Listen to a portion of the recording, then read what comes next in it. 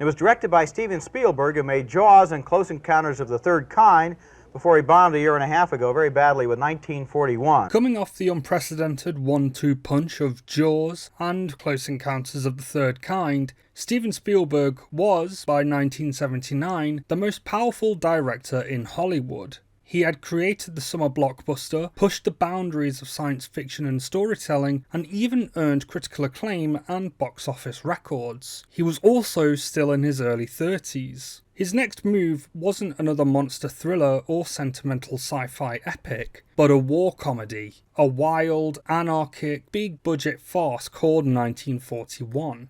On paper, it was a surefire hit, a script by the soon-to-be-famous duo of Robert Zemeckis and Bob Gale, a cast stacked with comedic powerhouses like John Belushi and Dan Aykroyd and Spielberg at the helm.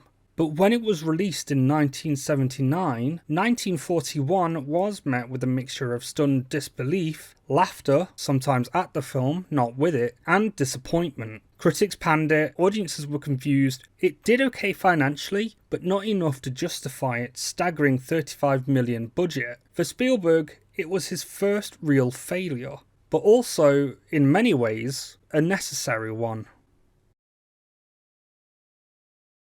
While the film is thoroughly exaggerated, it is rooted in a real historical event. In February 1942, just weeks after the bombing of Pearl Harbor, panic gripped Los Angeles over the possibility of a Japanese air raid. Anti-aircraft guns fired wildly into the night sky, searchlights scanned the coast, and rumours flew about enemy planes and submarines. It became known as the Battle of Los Angeles. Spielberg, fascinated by this little-known wartime freakout, saw comic potential in the hysteria. He enlisted Zemeckis and Gale to write the screenplay, which turned the panic into a sprawling, screwball ensemble comedy where patriotic civilians, jittery soldiers, and horny teenagers all collide in the most over-the-top ways imaginable. 1941 doesn't have a traditional narrative arc. Instead, it's more like a string of bombastic vignettes that all culminate in widespread destruction. At its core, there are several loosely connected storylines. A Japanese submarine, captained by Toshiro Mifune no less, surfaces off the California coast trying to destroy Hollywood, but keeps getting lost. Wild Bill Kelso, played by John Belushi, a whiskey-guzzling, trigger-happy fighter pilot, is flying around aimlessly, looking for action.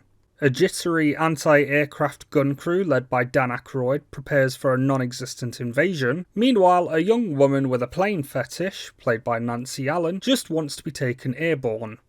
Literally. And all this culminates in a dance contest, a Ferris wheel disaster, and a tank smashing through a suburban home. The plot is barely held together by a thin thread of paranoia. The result is closer in spirit to something like It's a Mad, Mad, Mad, Mad World, or even Airplane, than any typical Spielberg film. It's maximalist slapstick, and it's relentless. At this point in his career, Spielberg had an unprecedented level of control. Universal and Columbia Pictures gave him near total freedom, a rare thing for a young director.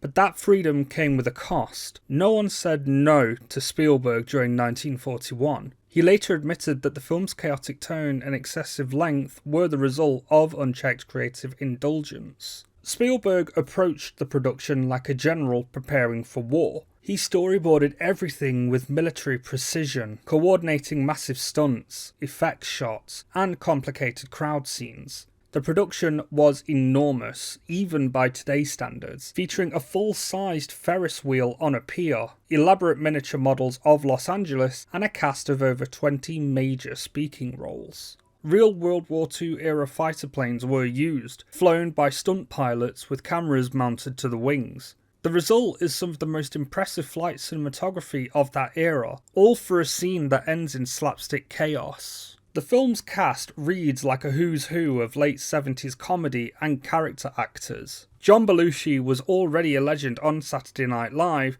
and had just broken out into Animal House. I'm a zit. Get it? Spielberg had to fight to get him cast, as the studio was wary of Belushi's off-screen behaviour. Dan Aykroyd was making his film debut. Tim Matheson, Ned Beatty, Trent Williams, John Candy, and even Christopher Lee show up.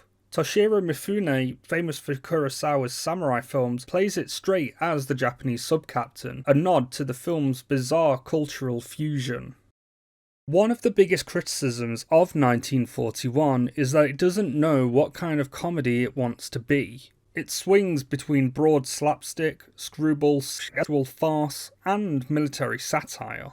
1 minute, a tank is demolishing a suburban home, the next, a couple is dry humping in a fighter plane. Oh, man, I wrote that. There's an almost Looney Tunes logic to it all, but without the tight pacing or consistent tone of a true cartoon. The film also lacks a clear emotional centre. Unlike Spielberg's best work, which often blends sentimentality with spectacle, 1941 has no one to root for. Everyone is either hysterical, horny, or dangerously dumb. The chaos becomes the point, which can be both exhilarating and exhausting. Spielberg has been candid about his regrets regarding 1941. In interviews, he said it taught him the importance of restraint and emotional grounding. It was a film made with enormous passion, but no compass. This humbling experience directly influenced his next project, Raiders of the Lost Ark, where he kept the budget tight, reined in the tone, and trusted the script's emotional arc. In many ways, 1941 is the film he had to make in order to grow as a director. Upon release, 1941 earned about $92 million worldwide. Technically not a flop, but far below expectations given its budget and hype.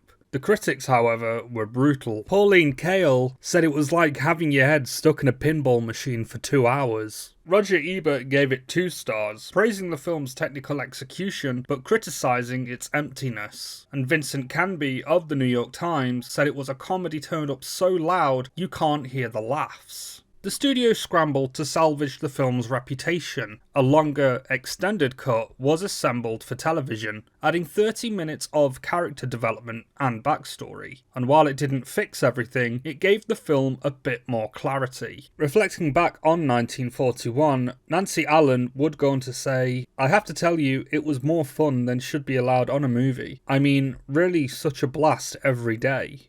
In the years since, 1941 has undergone a minor critical re-evaluation. While it's still considered a misfire by most, some cinephiles, myself included, and especially fans of chaotic cinema, have grown to appreciate its ambition and sheer audacity. Filmmakers like Quentin Tarantino has praised it for its kitchen sink approach to comedy. Others admire it as a rare example of a big budget director driven spectacle that is unapologetically weird. The director's cut has become the preferred version amongst fans, offering a more balanced structure and fleshing out the characters slightly. While still flawed, it reveals a film that was perhaps ahead of its time in its genre-bending, meta-humorous tone. More broadly, 1941 stands as a turning point in Spielberg's career, a lesson in failure that helps reshape his discipline moving forward. Without 1941, there may have been no E.T., no Raiders, no Jurassic Park, no Schindler's List, the list goes on, etc, etc. 1941, in my own opinion, is a great film. It's got some great set pieces, amazing action and comedy, and I guess really the best Scorsese. Why am I thinking of Scorsese? Spielberg comedies. That good that he never made another one after it. It's Spielberg with no leash, indulging every impulse in a genre he didn't fully understand. It's a movie made with more craft than sense, more spectacle than story, and yet it remains deeply entertaining for those willing to embrace its lunacy. For Spielberg completionists, 1941 is essential viewing, not just as a curiosity, but as a crash course in the perils of unchecked ambition. And for fans of big, brash, off-kilter comedy, it's a blast, a beautiful disaster that refuses to be forgotten. It's gonna be a long war.